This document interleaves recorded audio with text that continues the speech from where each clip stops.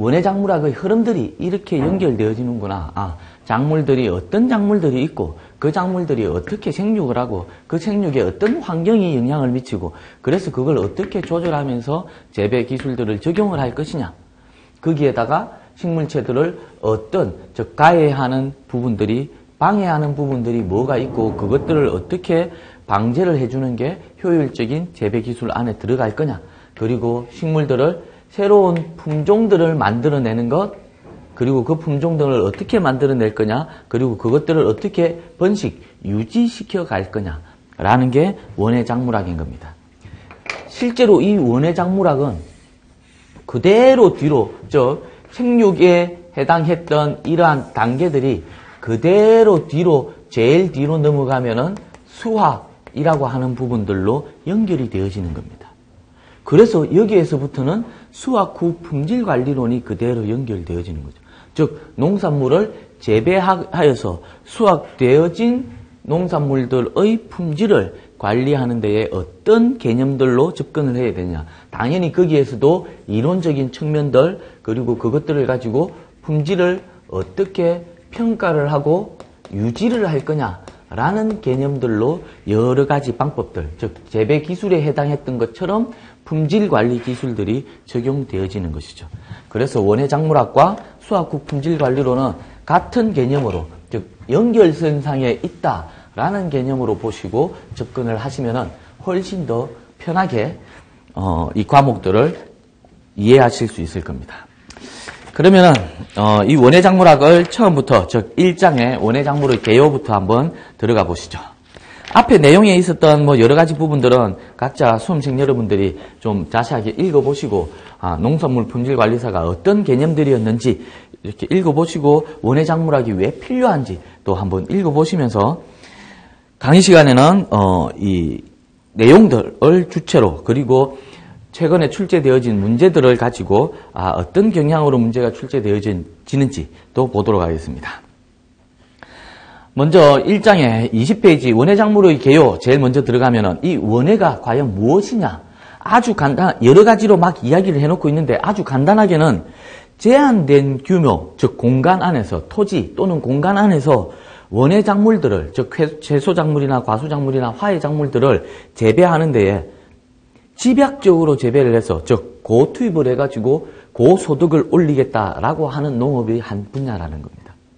그러니까 그냥 대체적인 그 개념들만 보고 원예의 범위를 넘어가서 보면은 여러 가지 재배들을 하는 것, 그리고 또는 관상하는 작물들, 즉 화훼 작물들 또는 우리 원예 작물학 안에서 나왔던 육종, 번식 또는 종자를 채종하는 것, 원예 치료 또는 도시농업, 특반농업 여러 가지 부분들이 모두 다 이 원예 안에 포함을 시켜놓고 있게 되는 겁니다. 그만큼 원예는 우리 일상생활 속에서 거의 밀접하게 생활 속에 있다라는 거죠. 21페이지 넘어와 보면은 원예의 중요성이라 하는 부분들이 나옵니다. 즉 원예 작물이 왜 중요하냐? 식품적으로는 알칼리성 식품이라서 여러 산성 식품들과의 중화작용을 한다. 그리고 그 안에 비타민, 식품적으로서는 알칼리성, 그 다음 비타민 C들도 있고 무기염료들도 있고 섬유질도 있고 이래서 이러한 것들이 실제적으로는 보건적인 것까지도 같이 연결되어지더라. 그 다음 정서적인 순화들도 이루어주더라. 그래서 화훼 작물들의 관상을 하는 화훼 작물들이 주가 되어지는 것들이죠. 그리고 이러한 것들로 어떻게까지 적용을 하고 있는 거냐? 원예 치료적인 개념들까지도 적용을 하는 거죠. 그리고 여러 가지 다양한 식물들을 가지고 있고 그러한 식물들을 집약적인 투입을 통해 가지고 고소득을 높일 수 있고 그래서 우리 사람들에게, 즉 우리나라 사람들에게 적합한 토양에서 우리나라 사람들이 좋아하는 원예 작물들, 여러 품목들 그리고 품종들에 따라서 재배되어지는 것들이 원예의 중요성이라는 겁니다. 그래서 12회에 2015년도에 시험 문제가 출제되어진 개념들을 보니까 원예에 관한 설명으로 옳지 않은 것 해가지고 보기 2번에 보니까 관상적 가치를 포함하지 않는다. 관상을 필요로 하는, 즉 화해 작물들, 관상을 필요로 하는 것들이 실제적으로 이것들을 가지고 치료에까지도 적용을 하는데 이것들을 포함하지 않는다라고 되어 있으니까 이게 틀린 게 되겠죠. 그래서 이러한 아주 간단한 것 같으면서도 개념들을 잘 이해하고 있느냐라고 하는 것들이 이렇게 보기가 길게 문제를 출제하고 있는 경향들을 가지고 있습니다. 다음으로는 이러한 원예 작물들을 가지고 어떻게, 즉 원예 작물이 어떤 종류가 있는지를 물어본 겁니다. 그것들을 학문적으로 이야기하는 용어를 분류라고 이야기를 하고, 원예에서는 과수작물, 채소작물, 화해작물로 구분을 합니다. 그런데 이것들은 다 식물들이죠.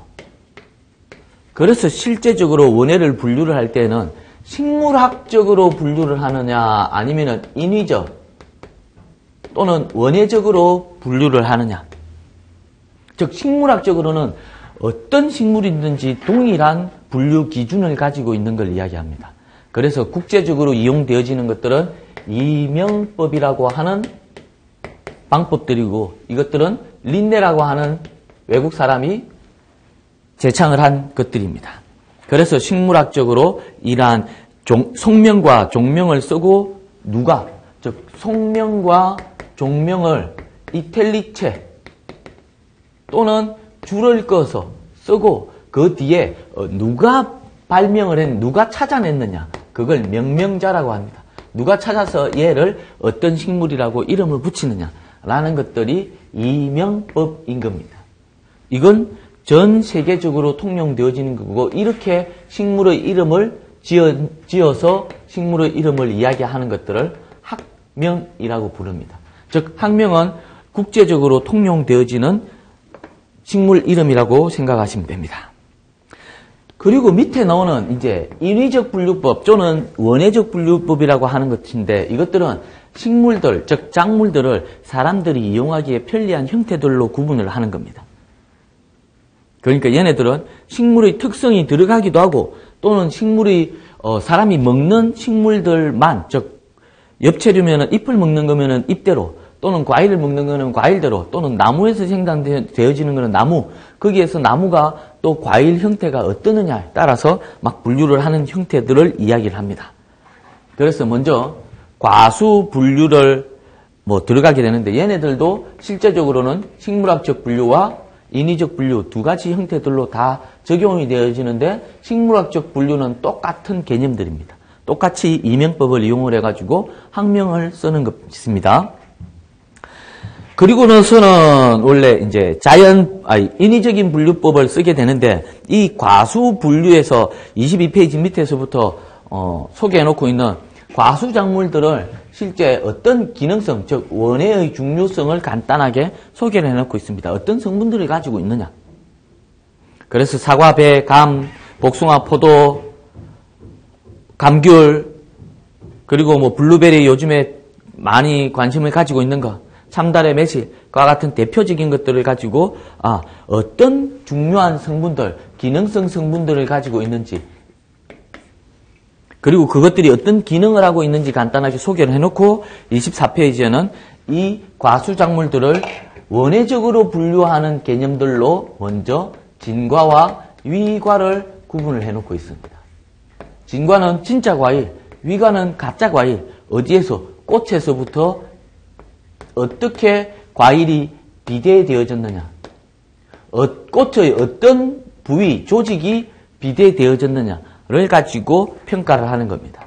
그래서 진과는 씨방이 비대되어진 것, 위과는 씨방 플러스 꽃받침 등등 이 비대되어진 것으로 구분을 합니다. 그래서 이것들을 가지고 간단하게 이야기를 하면은 씨방만 비대되어지니까 과일이 이렇게 생긴 형태, 배꼽이 튀어나와 있는 형태. 그 다음 위과는 이 배꼽이 들어가 버리는 것. 그래서 안으로 돼가지고 꽃받침이 있고 이렇게 생긴 형태. 그래서 사과배가 대표적인 위과가 되는 겁니다.